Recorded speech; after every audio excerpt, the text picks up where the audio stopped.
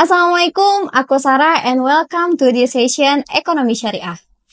Mungkin kamu sering dengar kata ekonomi Islam atau ekonomi syariah.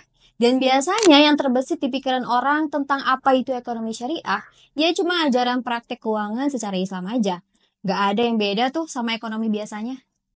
Jadi gini, basically ekonomi syariah itu mirip kayak kita lagi main game. Semua orang pengen menang, tapi ada rules yang harus ditaati setiap permainan biar permainannya fair. Sama nih, ekonomi syariah adalah bentuk kegiatan yang mengatur segala transaksi keuangan, pada praktiknya bukan cuma sebatas cari untung, tapi harus memenuhi prinsip-prinsip utama seperti fairness, transparan, dan common good atau kemaslahatan. Masih bingung? Coba nih, aku ambil contoh ya, sesimpel beli barang thrift shop kiloan.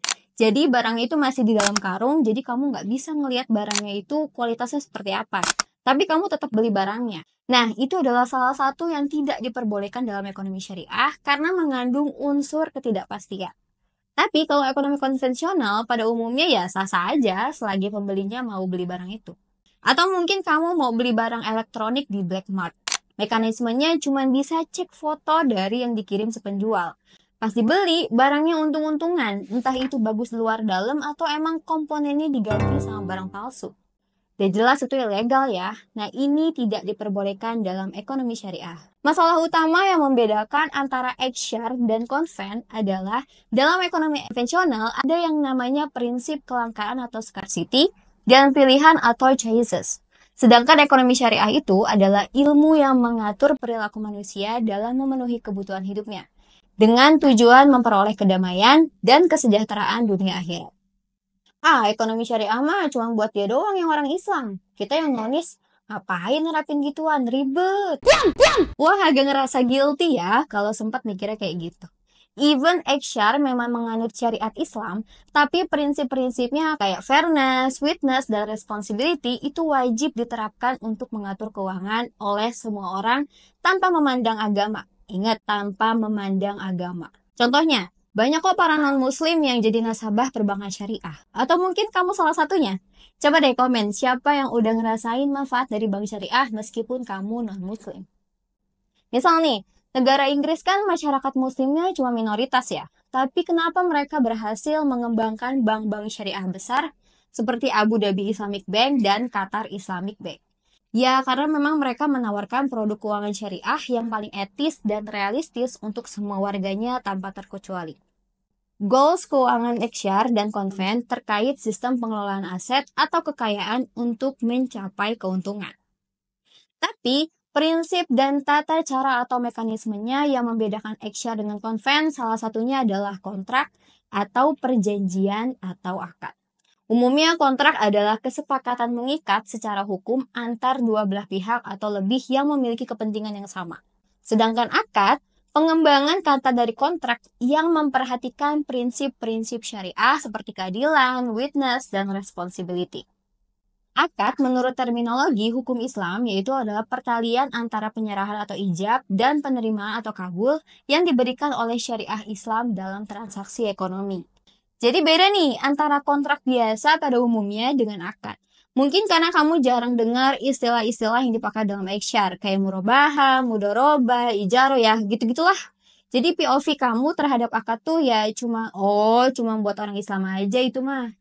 Padahal tujuan akad itu untuk memastikan bahwa transaksi dilakukan dengan adil dan transparan, serta memperhatikan kepentingan semua pihak yang terlibat. Dengan begitu, akad dapat membantu meningkatkan kepercayaan dan stabilitas dalam transaksi ekonomi. Intinya, pihak-pihak yang terlibat dalam transaksi sehari-hari ya jelas dan tidak merugikan satu pihak atau pihak lainnya. Misalnya gini nih, kamu mau niat tambah modal buat usaha old shop, let's say 50 jutaan lah. Nah, kalau kamu datang ke bank syariah, nanti ada akad yang dipakai bentuknya profit sharing atau istilahnya musyarakah. Ada kesepakatan bisnis rasio untung rugi dari masing-masing pihak, misalnya 50/50.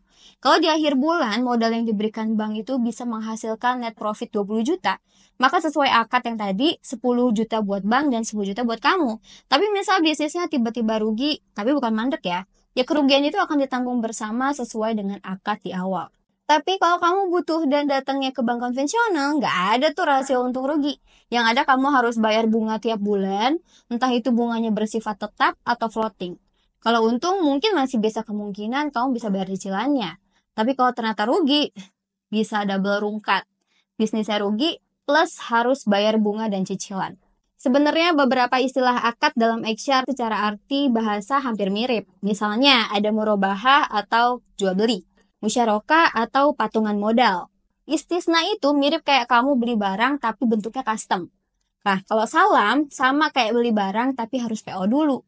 Pokoknya mirip lah kayak akad sama kontrak yang tadi. Tapi mekanisme, tata cara, dan goals-nya ada yang berbeda. Karena akad dalam XR itu selalu memperhatikan kemaslahatan orang banyak, bukan cuma asik cari cuan buat diri sendiri. Kamu tahu nggak kata hadiah? Nah, itu aja kata serapan dari bahasa Arab loh. Jadi nggak usah ilfil deh sama ekonomi syariah.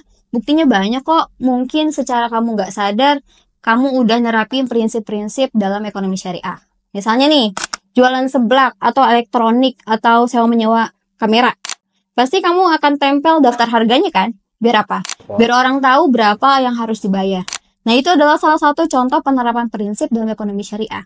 Atau misal sebagian hasil gaji bulanan kamu disedekahin. Itu adalah salah satu prinsip falah dalam kehidupan sehari-hari. Anjuran zakat, larangan transaksi riba, perjudian, infak, sedekah, dan wakaf, semuanya itu diatur dalam ekonomi syariah. Dan fungsinya buat kesejahteraan orang lain juga, agar distribusi sumber pendapatan yang merata. Nah, mungkin itu ya beberapa penjelasan tentang XR dari aku. Semoga bermanfaat, cuan makin berkah bersama Sarah di sesi ekonomi syariah. Wassalamualaikum, happy cuan!